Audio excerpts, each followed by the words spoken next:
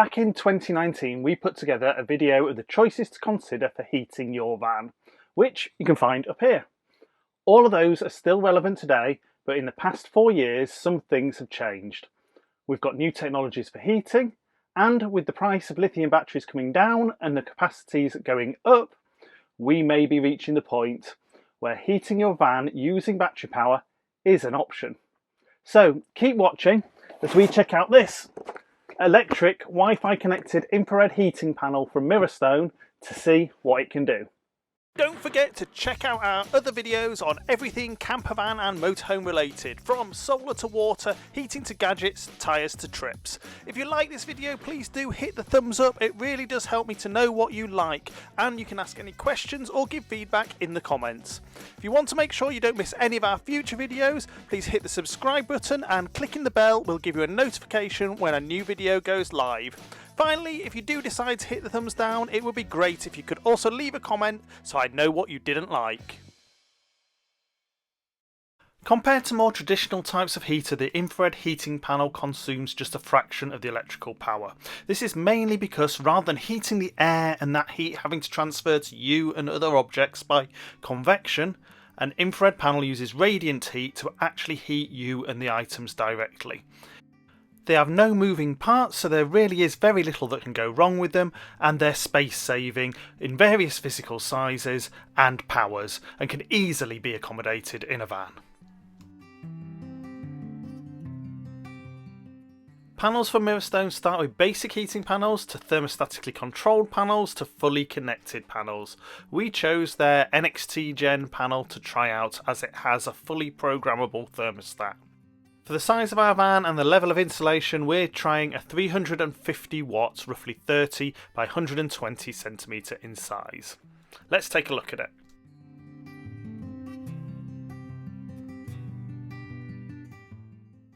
First impressions are a robust yet lightweight unit, very similar to a picture frame. It comes with fitting guides, instructions for use, wall mounting hardware and remote control as standard.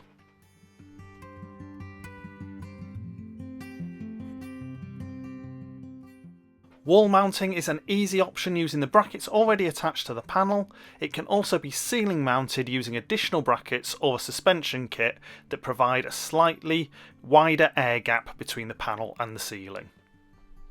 For testing, we temporarily mounted it to the ceiling of the van.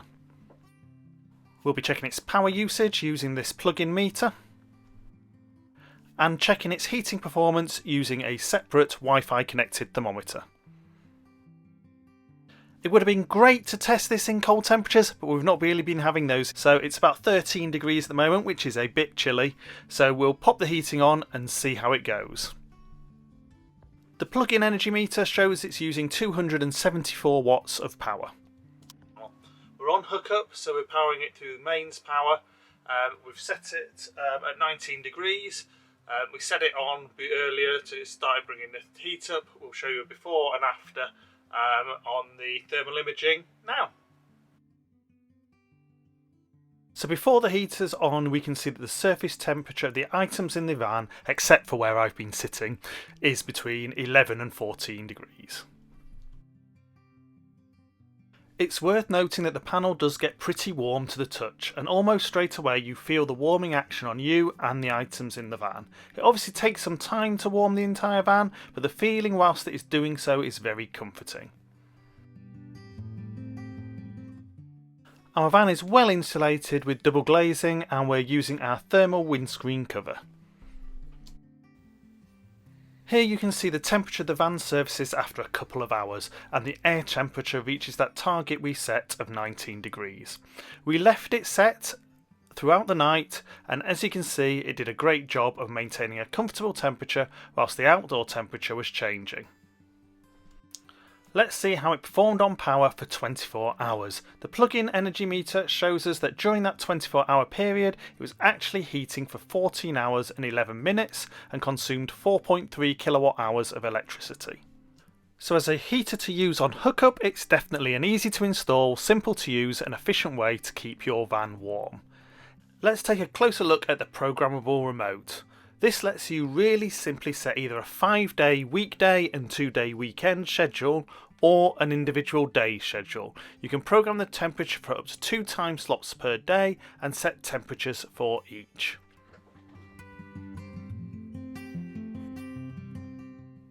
If you want even more control, you can add Wi-Fi to your next gen panel with a thermostatic smart plug. This looks like most smart plugs, but has the addition of being thermostatically controlled. To use this, you simply plug the panel into the socket on the smart plug and flick the manual override switch on the panel. Using the Smart Life app, setting up the smart plug is super simple. It is detected automatically and you simply confirm your Wi-Fi connection details and the plug connects to your Wi-Fi. As you can see, we have Alexa in the van, so it is also automatically detected for voice control. Once it's connected, you can remotely switch the heater on and off and change the set temperature wherever you are. You can set schedules for the heating to come on and off at different temperatures, or you can set a simple timer to switch it off after a set time. You can also change the temperature units to Fahrenheit or Celsius. So after trying it out on mains power and knowing that it used 4.3 kilowatt hours in a 24-hour period with a low of around 10 degrees outside temperature, you would need around 400 ampere hours of 12 volt battery power, considering inverter losses. Which isn't unheard of, with 460 ampere hour lithium batteries being available for around £1,500, but you would then have to pretty much fully recharge your battery, and if the temperature outside was lower, the heater would have to work harder and use more power.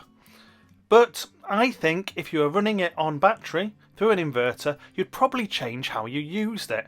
19 degrees is quite warm, so you might lower that and put a jumper on, and you might turn it off or lower the temperature at night while you are wrapped up in bed. We have a much smaller 160 ampere hour lithium battery, so let's see how we get on with this using some of those tricks to save a bit of power overnight. So after spending the evening in the pub and heading back to the van, I thought let's give the heating a try on our battery. So starting at 10:30 PM we've popped the heating on and you can see that it's drawing 23.5 amps from our full battery. When we started, the temperature inside the van was around 13 degrees.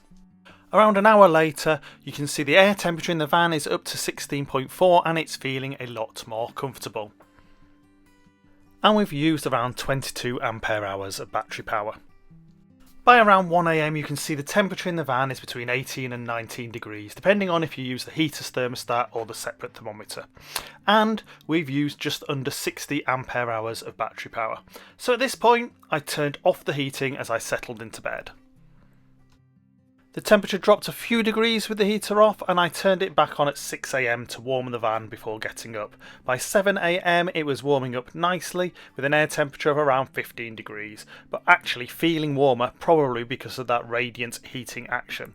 At this point we'd used around 72 ampere hours and it was the point I was setting off driving, so our B2B charger had fully recharged our battery in just over an hour. So what can we conclude from this? Well, depending on how you use your van and what battery supply you have, running heating from a battery is possible. You may have to adapt to how you use your heating, and it realistically can only be for one night and with some way to recharge before the next night. We often use our van where we are out doing activities during the day, so the heating doesn't need to be on, having a drink or meal in the evening, and really just need to warm the van to sleep in, and then drive to another location for another adventure, which would recharge our battery. For this type of use, it's probably viable with the right battery and charging setup. If you're wanting to heat your van 24 hours a day and stay in the same location with unreliable winter weather impacting solar charging, then it probably still isn't viable. But who knows what it'll be like in a few more years. Whether it's for use on battery in a limited capacity or whilst on mains hookup, we have been really impressed with the MirrorStone infrared heating panel. Its simplicity and efficiency suits it to be used in a van, and if you want to use it in this way, we would recommend it. Thanks for watching our video, and as always, if you have any questions or feedback, please pop them in the comments below. If you find the video useful, please like, share and consider subscribing.